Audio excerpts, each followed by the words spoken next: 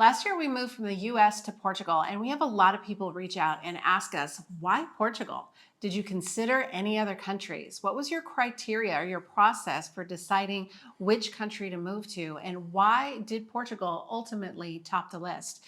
Well, the truth is that we did consider several countries. We narrowed our search down to Portugal, Italy, Spain, and France. And so in this video, we're going to share our process for going through that and finally choosing a country and why we chose Portugal. So if you are in the middle of researching which country you think would be best to move to, we hope that by sharing our story, it will help with your own research. Hi, I'm Matt. And I'm Dawn. And we're the Unretirees. And last year, as I was approaching the traditional retirement age, we knew that we didn't want to retire, but we also didn't want to give up our dream of living abroad and traveling either. So today we live and work from the Silver Coast of Portugal, and this channel is about living abroad, remote work, and travel and adventure over 50. And we'd like for you, it'd be great if you would like this video, subscribe to our channel, as well as click bell notifications that you never miss an upcoming video. We also have a weekly newsletter that's absolutely free to you, and you can sign up in the link below. So a little bit of context, our story is that we lived in California for a long time, and then in 2012 we moved to the northeast of the US, and we were there, for more than 10 years, but in 2021 we decided that we were going to, at some point in the future, move to Portugal. Well, that decision, of course, accelerated things. In 2022 we bought a property here, and in 2023 we ended up making the move here to Nazaré, Portugal. So a lot of the stats that we're going to mention in this video have changed since we originally made our decision, but this is still the criteria that we would look at if we were making this decision today. And before we jump into this, we just want to say, if you are thinking about moving to another country, or you've already made the move to another country, tell us in the comments below which country topped your list and why. We'd love to hear more of your story as well. So as we said, we narrowed down our search to 4 countries: France, Italy, Spain, and Portugal. And we looked at things in 3 different ways. We had 3 different sets of criteria. The first criteria set was objective criteria, things that were easily measurable and fact-based. The second were subjective criteria, things that were important to us, but were probably more opinion than they were fact-based. And then the third was, we'll call it a vibe check or a gut check. When we were in these places, how did we feel? Did we feel like this could be our home? I love writing scripts that tell Matt he has to say things like vibe check. Now, the first thing we looked at is the type of visa. So all countries that we were thinking of had the most popular types of visas, which are things like the golden visa, which typically requires a significant investment, a digital nomad visa where you can live and work in another country. In France, that's actually called a long-term visa, long-term stay visa, also a retirement visa. And then there were other types of various visas, such as entrepreneur visas, student visas, that kind of thing. So for us, we were looking to qualify on the retirement visa, which generally has a passive income requirement. But the reason that we wanted to do that was because we wanted to be able to move, and then if at some point down the road we wanted to retire, we could. Now, there are a few things that are required to obtain a visa in all 4 of these countries, probably most countries. Things like a background check, proof of accommodation, and proof of private health insurance.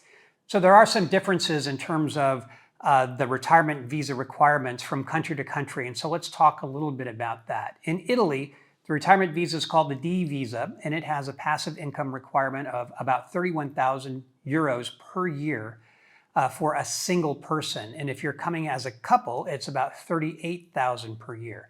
Now, for a single person, this is, of the 4 countries that we looked at, this is the highest passive income requirement. Now, France, they have a retirement visa, and it is called a VLS-TS. There's probably a clever way to say that. I don't know what that is. But coming as a single, the requirement is about a little over 21,000 euros per year.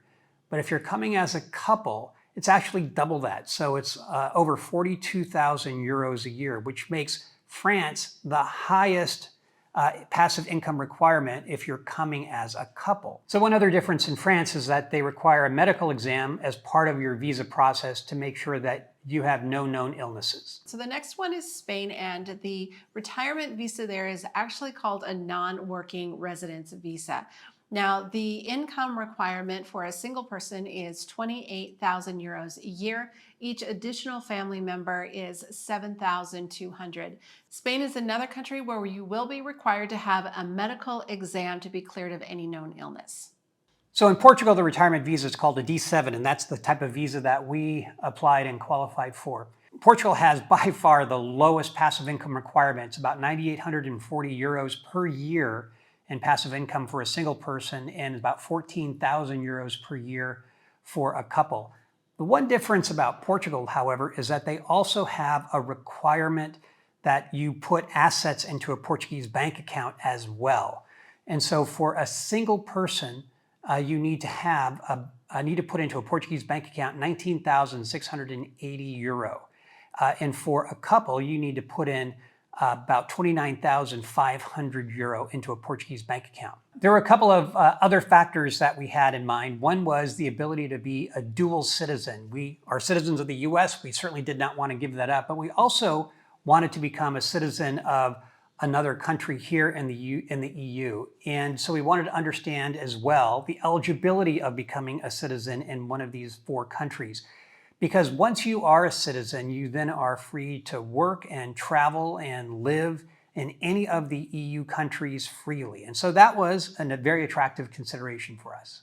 Yeah, so that was really important for us, and there were some key differences here. So in Portugal and France, you're actually eligible to apply for citizenship after being a resident for just 5 years.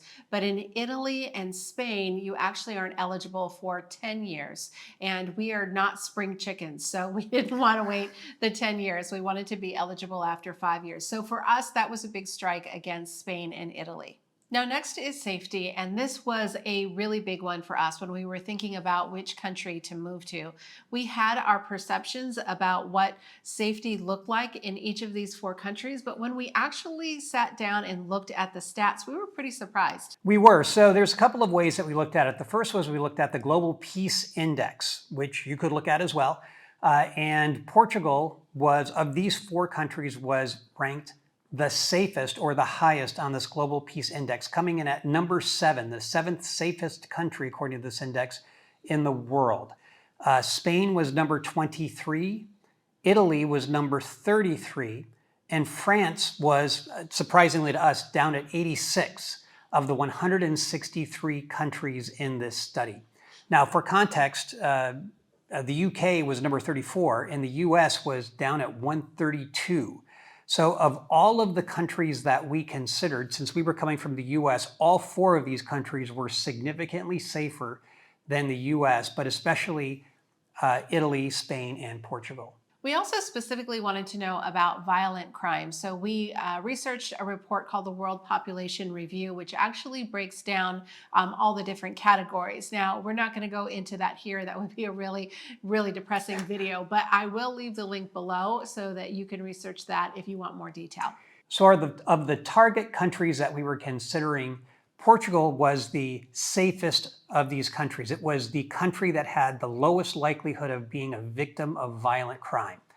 And Italy and Spain were not too far behind. France, however, had a rate that was 4 to 5 times higher than Portugal, Spain, or Italy. So you were 4 or 5 times more likely to be the victim of violent crime in France. And honestly, that really surprised us. It did surprise us. Now, comparing that to the UK and the US was a little bit hard to do because both of those countries did not report on all categories, but we felt as we looked at the data that all 4 of these countries that we were considering would all be much safer overall than the US, where we came from. So it's important to remember that these numbers are really averages for the entire country, and some areas are going to be, in any country, are going to be safer or less safe when you compare them. For example, in France, if you look at Marseille versus Bordeaux, you can see in this chart that they look very different. Now you can look at a source like Numbeo, and we'll leave a link below, to compare crime rate in any major city within Europe, and so that you can study this for yourself. So for us, safety was a big one, and Portugal was just the safest across the board, everything that we looked at. And this really outweighed a lot of other factors for us. So now let's turn to healthcare. And as we looked at healthcare, we relied on a study done by the World Population Review again. And they looked at quality of care among all the countries that they studied. And of those countries that they studied, France came in at number 14, Spain at number 20, Italy at number 22, and Portugal at number 23. And just for context, the US was also number 23, came in tied with Portugal in terms of quality of care.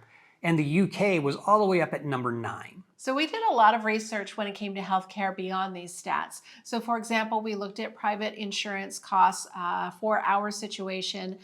We also saw that Portugal actually rated quite high for patient care. So there were a lot of different things that we looked at.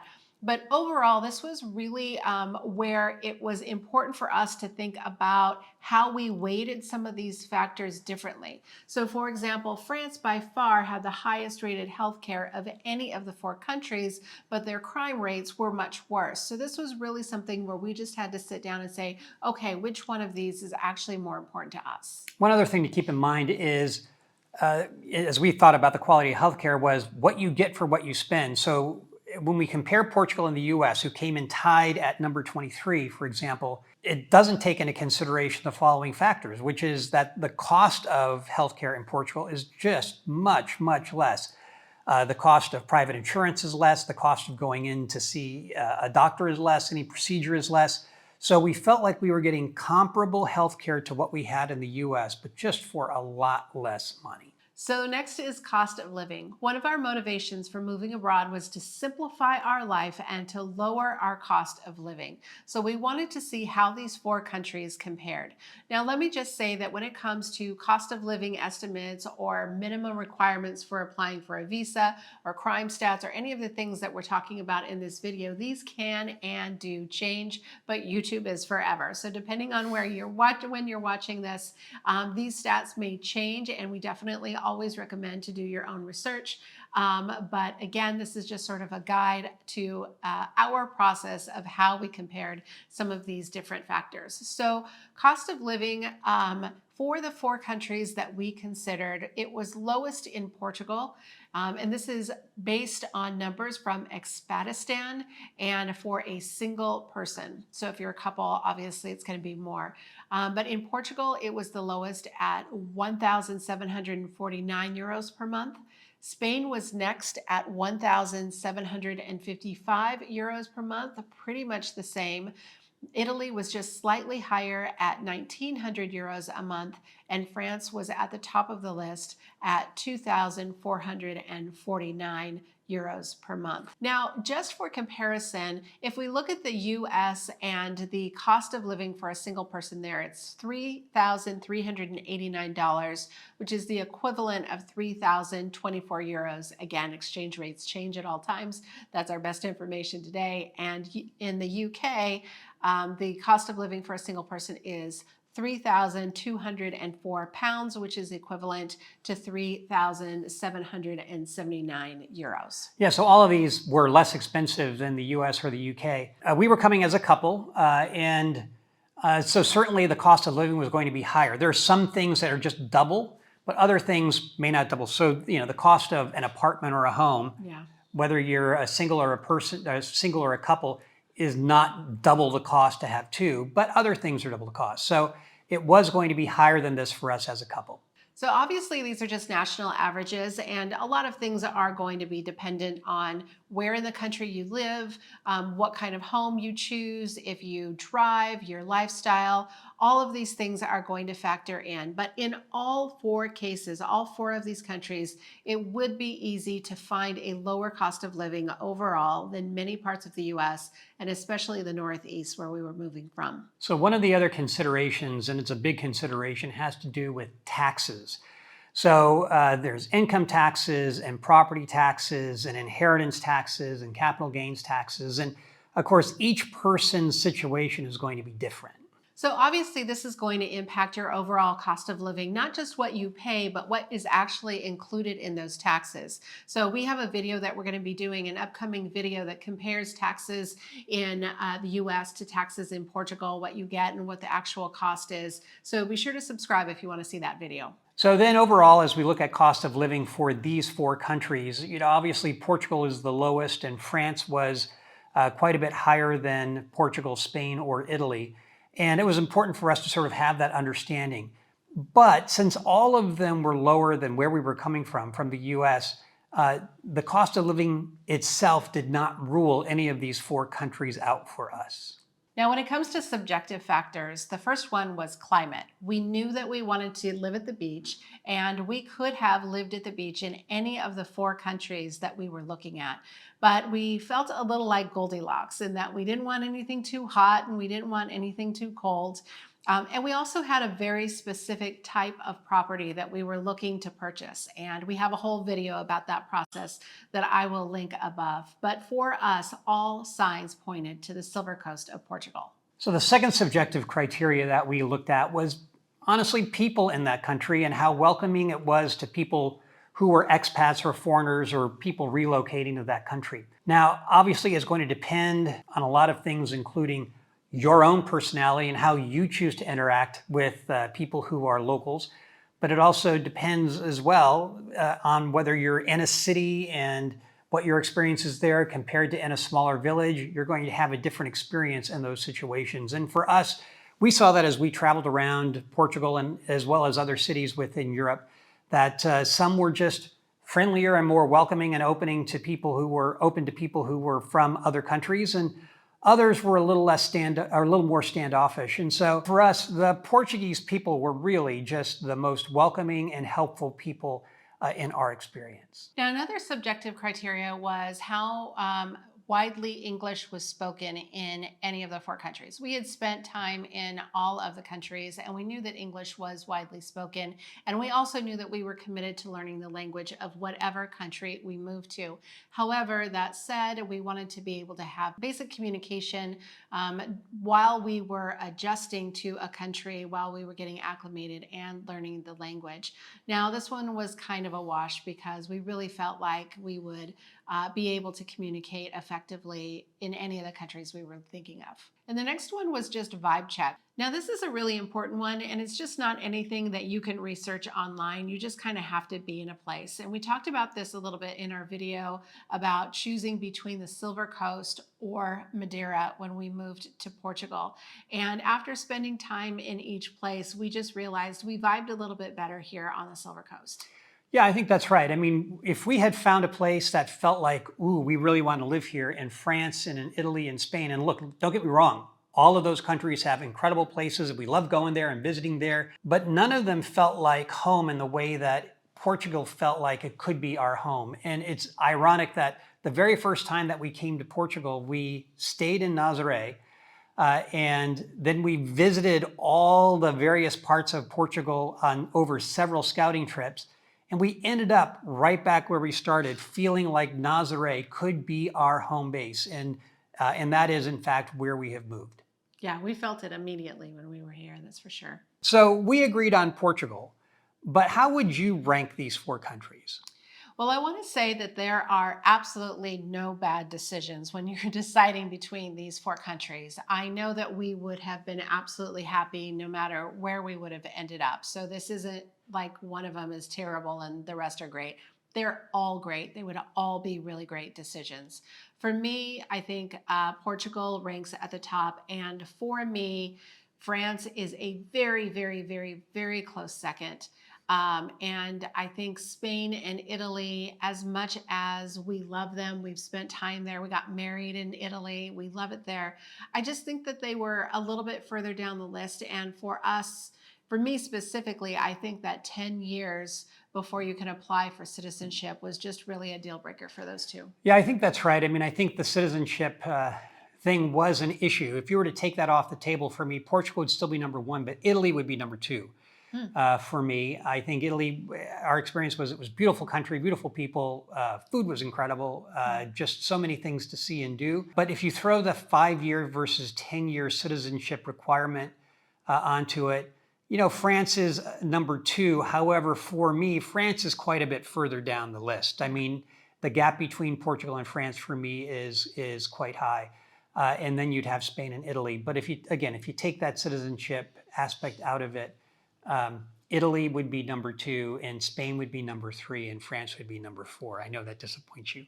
I mean, they really would all be incredible. They'd be incredible. Yeah, if you move to any of those countries, we'd love to hear from you in the comments what your experience is. So if we did it all over again, based on these 4 countries, would you still choose Portugal, and why?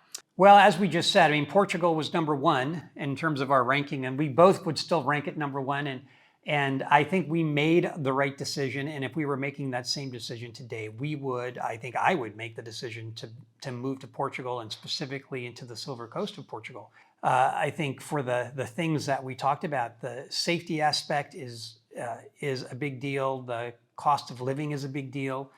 And healthcare and the availability of healthcare is, high quality stuff. So for me, I would still choose Portugal and still choose this part of Portugal. What about you? I would still choose Portugal. It's important to know that there are trade-offs. When you decide to move to one country instead of another, this is probably really obvious. There's some very real trade-offs that you're making. And I think that has become more apparent as we have lived here and as we have traveled around. And I think we would still choose Portugal, but there are pros and cons. And in fact, we have an upcoming video about what we miss most about living in the US and what we don't miss. And again, be sure to subscribe if you want to watch that video. But in the meantime, check out this video about our experience, our first 6 months living in Portugal.